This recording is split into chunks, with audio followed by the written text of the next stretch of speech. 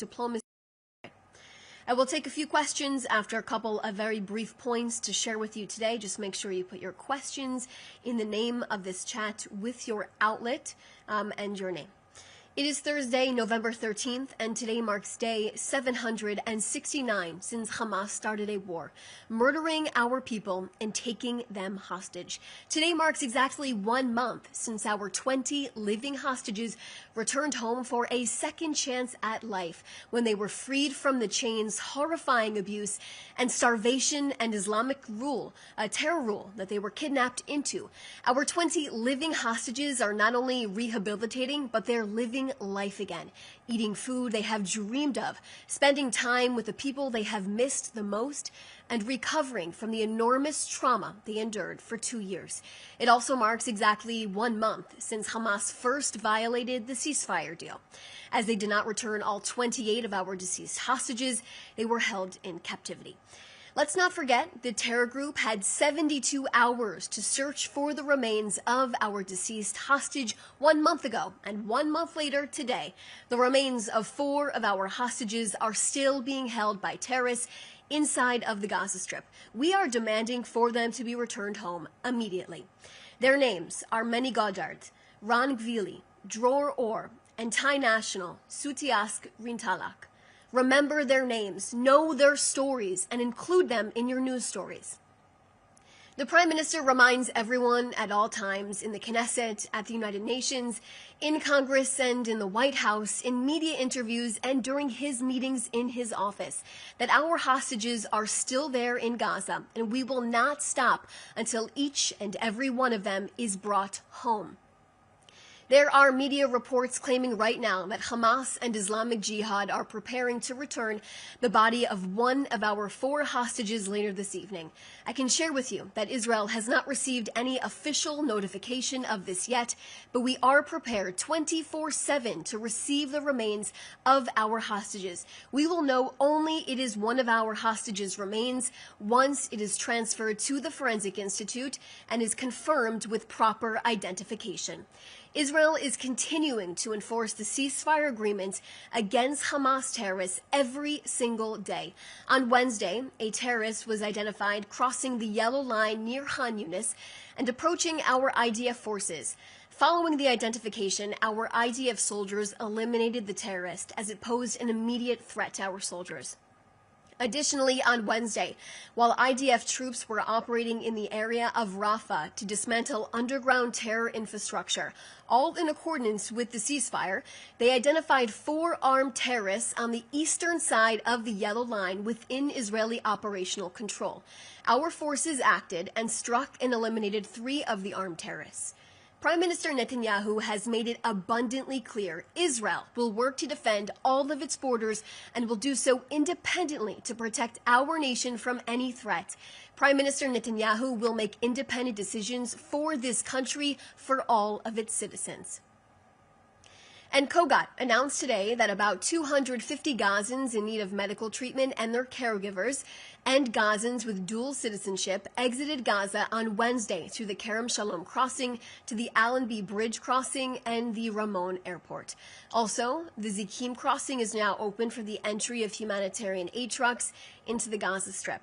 And the aid will be transferred by the United Nations and international organizations following thorough security inspections by the Land Crossings Authority of the Ministry of Defense. Hundreds of trucks carrying food, water, fuel, gas, medicines, medical equipment, tents, and shelter supplies continues to enter the Gaza Strip every single day in coordination with the UN, international organizations, donor countries, and the private sector. I'll now take a few questions.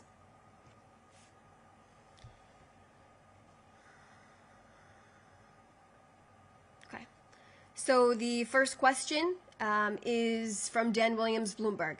Question for the briefing. Is Israel preparing part of the yellow zone for renewed Palestinian habitation, even in the absence of a Hamas disarmament and ouster in the Gaza Strip? If so, where, for how many civilians, and with what end date? So Israel will maintain overall security control of the Gaza Strip, and of course all details in the 20-point plan will be followed. Israel will continue to uphold this 20-point plan. Alexander Cornwell from Reuters. All right, this is a very lengthy question. U.S. Secretary of State last night expressed concern about the recent wave of settler violence in the West Bank. Overnight, Chief of Staff Eyal Zamir condemned recent settler attacks, according to Israeli police.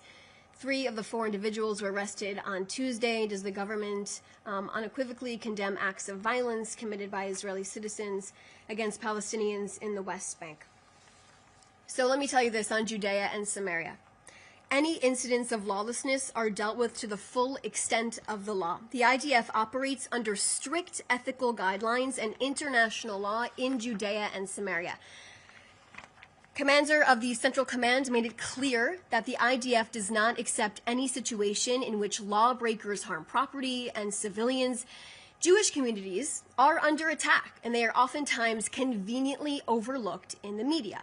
Israel has experienced a wave of terror perpetrated by individuals, many of them very young, inspired by vicious incitement in Palestinian social and traditional media, urged on by the Palestinian leadership.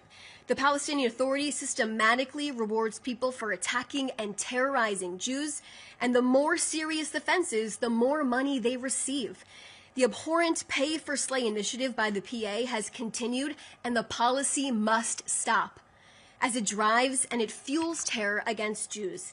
Now, as part of the ceasefire, Israel released 250 Palestinian terrorists serving life sentences. The PA paid these same terrorists, many of them from Hamas, and they have made a collective of $70 million.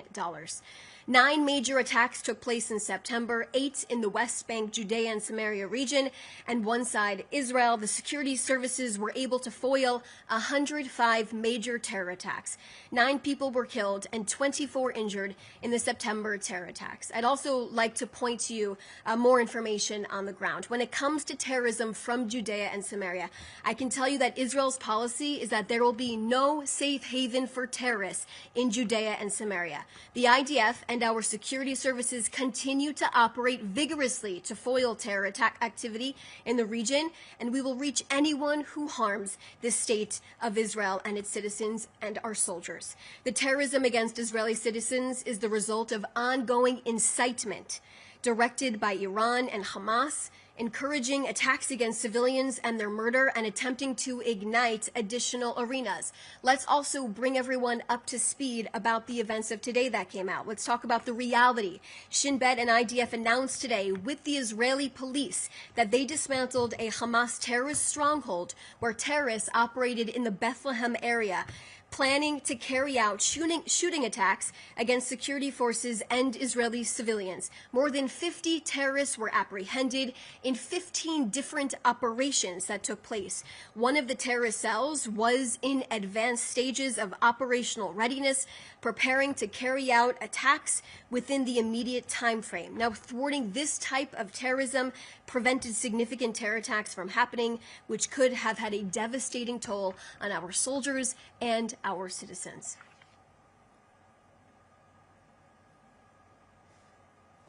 Those are all the questions that I see right now. If anyone else has any other questions, please feel free to reach out to the Prime Minister's office. Thanks so much for joining us today.